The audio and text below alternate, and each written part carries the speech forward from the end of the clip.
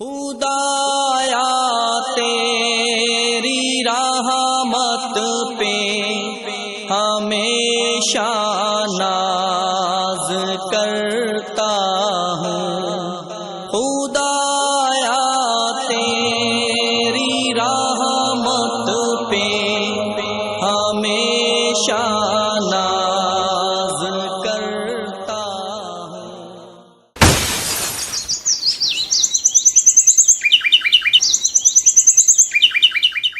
الحمد للہ رب العالمین والصلاة والسلام على سید الانبیاء والمرسلین وعلى آلہ واصحابہ اجمعین۔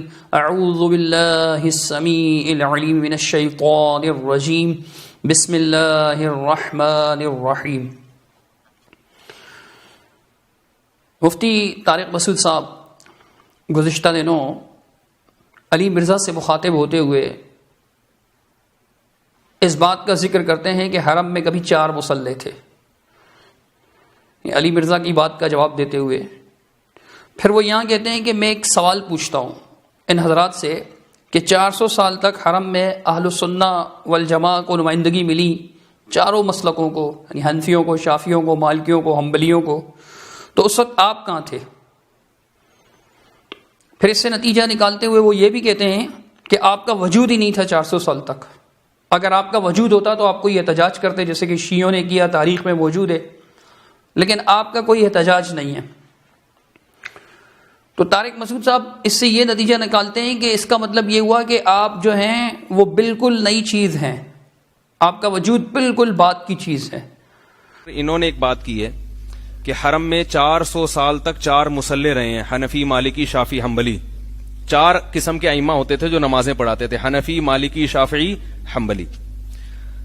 تو دیکھو یہ اجماع تھا، اب غلط چیز پر اجماع ہو گیا، اور پھر اللہ کا شکر ہے اب یوٹیوب کا دور ہے تو یہ ختم ہو گیا۔ ایک سوال میں پوچھتا ہوں ان حضرات سے کہ 400 سال تک حرم میں اہل سنت والجماعت کو نمائندگی ملی ہے، چاروں مسلک کو، حنفیوں کو بھی، مالکیوں کو بھی، شافیوں کو بھی، حنبلیوں کو بھی۔ آپ کہاں تھے اس وقت؟ نہیں یاری بات میرا خیال ہے آپ کا وجود ہی نہیں تھا، تبھی آپ کو نمائندگی نہ ملی، نہ آپ نے 400 سال کو یہ احتجاج کیا کہ ہم بھی تو ہیں۔ شیعہ حضرات نے احتجاج کیا تاریخی کتابوں میں، انہوں نے کہا 5واں ہمارا بھی ہونا چاہیے، مگر ان کو نئی نمائندگی ملی۔ اس کا مطلب ہے آپ پیدا ہی بعد میں ہوئے ہو۔ سمجھ میں آ رہی ہے بات؟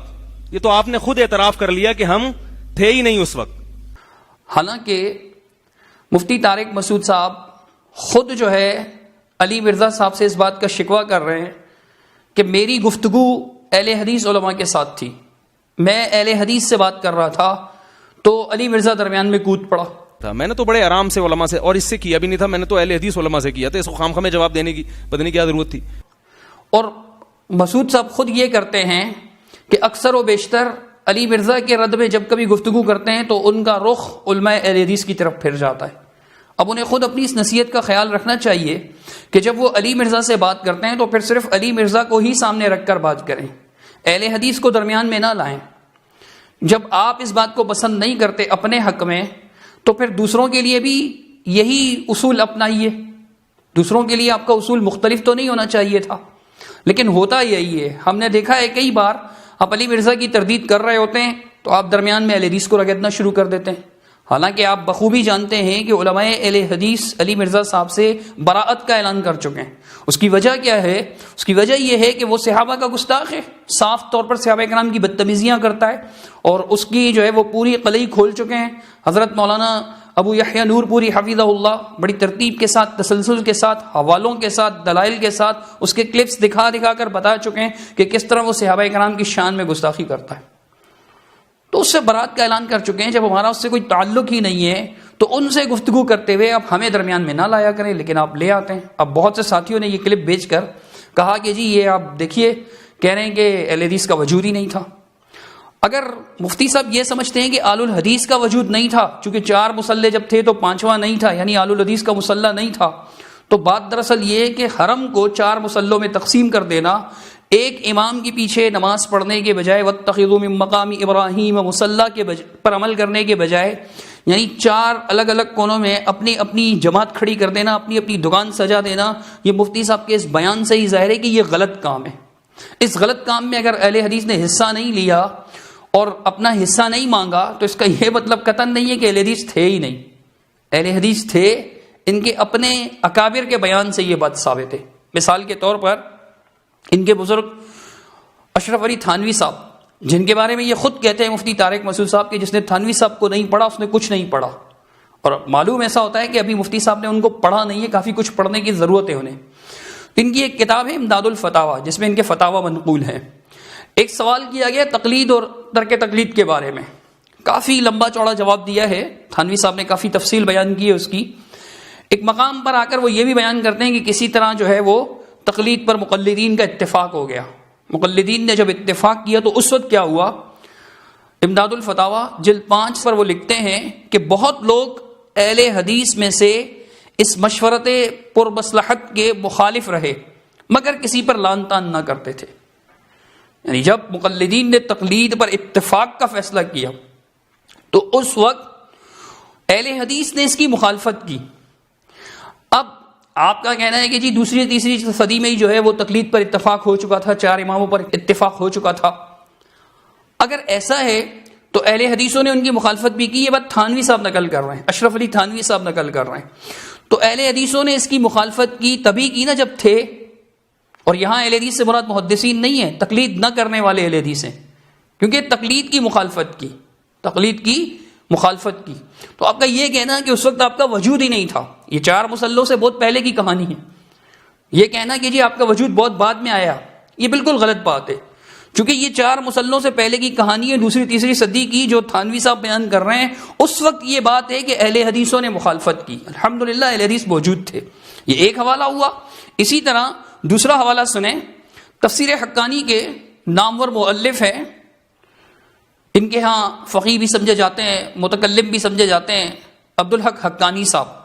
ان کی ایک کتاب ہے حقانی عقائد اسلام. اس کتاب کے صفحہ 264 پر اس کتاب کا کچھ تعارف منقول ہے. وہ کیا ہے؟ لکھا ہے اس کتاب کو مسلمانوں کے ہر طبقہ میں قدر و منزلت کی نظر سے دیکھا گیا اور طبقہ علماء میں جو مقبولیت ہوئی اس کا اندازہ اس سے کیا جا سکتا ہے کہ استاذ العلماء، محدث و مفسر، بانی مدرسہ دیوبند حضرت مولانا و شیخنا محمد قاسم صاحب رحمۃ اللہ علیہ اس کتاب کی تعریف میں حسب ذیل الفاظ تحریر فرماتے ہیں. الفاظ کیا ہیں؟ کہ اردو میں یہ کتاب لاجواب ہم نے اول سے آخر تک دیکھی ہے. سچ یہ ہے کہ ایسی کتاب اس زبان میں نہ پہلے دیکھی نہ سنی. مضمون کی خوبی مصنف کے کمال کی دلیل ہے، اور کیوں نہ ہو یعرف الرجال بالمقال.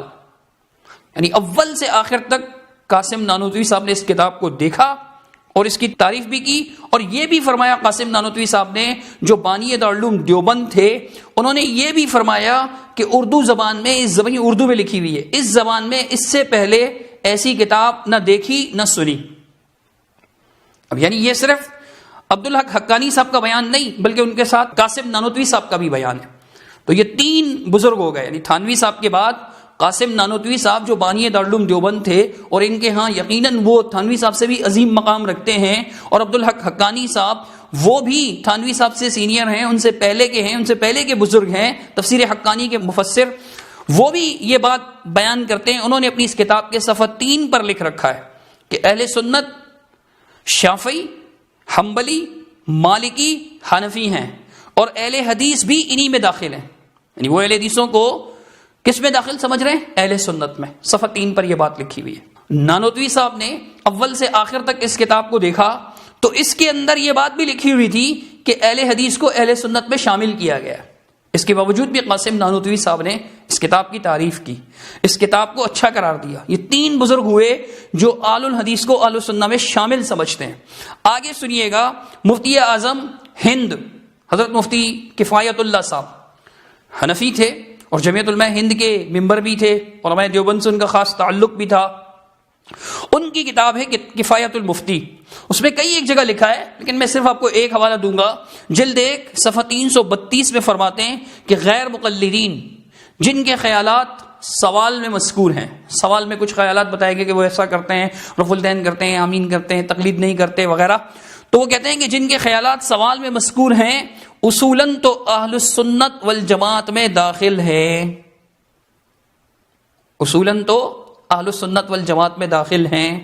اگر یہ بات کی چیز ہوتے، بہت بات کی چیز ہوتے، یعنی 4 مسلح ختم ہونے کے بعد کی چیز ہوتے، تو پھر ان کو اہل السنت والجماعت میں کیسے شامل فرماتے آپ کے بزرگ؟ بعد والے تو اہل بدعت ہی ہو سکتے ہیں، اہل السنت تو نہیں ہو سکتے۔ تو یہ چوتھا حوالہ ہے آپ کے مفتی اعظم کفایت اللہ صاحب کا، جو یہ بات بیان فرما رہے ہیں کہ اہل السنت جو ہیں وہ اہل الحدیث میں داخل ہیں۔ پورا فتویٰ ہم اسکین لگا رہے ہیں، آپ خود پڑھ لیجئے گا۔ آگے 5واں حوالہ ان کے ایک اور بزرگ جو شیخ القرآن کہلائے جاتے ہیں اور امام الاولیاء بھی ان کو کہا جاتا ہے، احمد علی لاہوری صاحب، ان کی ملفوظات پر مبنی ایک کتاب شائع ہوئی، ملفوظات طیبات، اس کے صفحہ 115 پر لکھتے ہیں کہ میں قادری اور حنفی ہوں، اور اہل حدیث نہ قادری ہیں نہ حنفی، مگر وہ ہماری مسجد میں 40 سال سے نماز پڑھ رہے ہیں، اور میں ان کو حق سمجھتا ہوں، اگر اہل حدیث کوئی نیا فرقہ ہوتا، بالکل بعد میں وجود میں آنے والا ہوتا، تو پھر وہ حق پر نہ ہوتے۔ لیکن احمد علی لاہوری صاحب کہہ رہے ہیں کہ میں حنفی اور قادری ہوں، میں اہل حدیث تو نہیں ہوں، لیکن میں اہل حدیث کو حق پر سمجھتا ہوں، حالانکہ نہ وہ قادری ہیں نہ وہ حنفی ہیں، اس کے باوجود میں ان کو حق پر سمجھتا ہوں۔ نیا فرقہ حق پر ہو سکتا ہے؟ نہیں، اہل سنت والجماعت میں داخل ہے۔